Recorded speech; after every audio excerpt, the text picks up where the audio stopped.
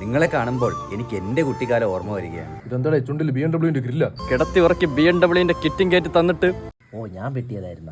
നിങ്ങൾക്കിന്ന് കഴിക്കാൻ മന്തിയുണ്ട്, ഇടാൻ baggy pant ഉണ്ട്, മുത്തുച്ചിപ്പിക്ക് പകരം ഗെറ്റ് റെഡി വിത്ത് മീ ഉണ്ട്. ഇതൊന്നുമില്ലാതിരുന്ന പ്രകാശ് രാജിനെ പറ്റി നിങ്ങൾക്ക് സങ്കല്പിക്കാൻ കഴിയുമെങ്കിൽ അന്നവൻ വെറും പ്രകാശനായിരുന്നു.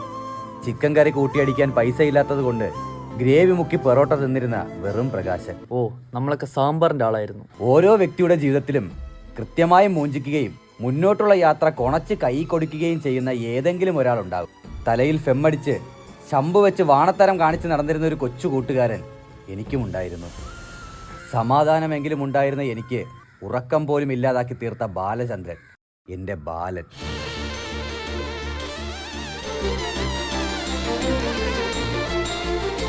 സ്വന്തം ജീവിതം മൂഞ്ചുന്നതിനേക്കാൾ എൻ്റെ ജീവിതം മൂഞ്ചിക്കണമെന്ന് അവൻ ആഗ്രഹിച്ചിരുന്നു.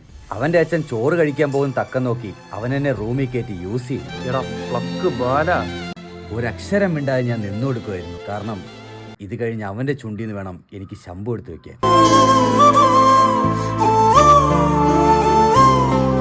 അവസാനം നാട് വിട്ട് പോകാൻ നേരം ഒരു പൊതിയുമായി അവൻ എന്നെ കാണാൻ വന്നു. കൊച്ചിയിൽ വെച്ചൊരാളെ കാണുമെന്നും ഈ പൊതി അയാളെ ഏൽപ്പിക്കണമെന്നും ആ നാറി എന്നോട് പറഞ്ഞു. എന്റെ ഭാഗ്യത്തിനടുത്ത ചെക്ക് പോസ്റ്റിൽ നിന്ന് എന്നെ തൂക്കി. പിന്നെ ഒരു 7 വർഷം പൂജപ്പുര ജയിലിലായിരുന്നു.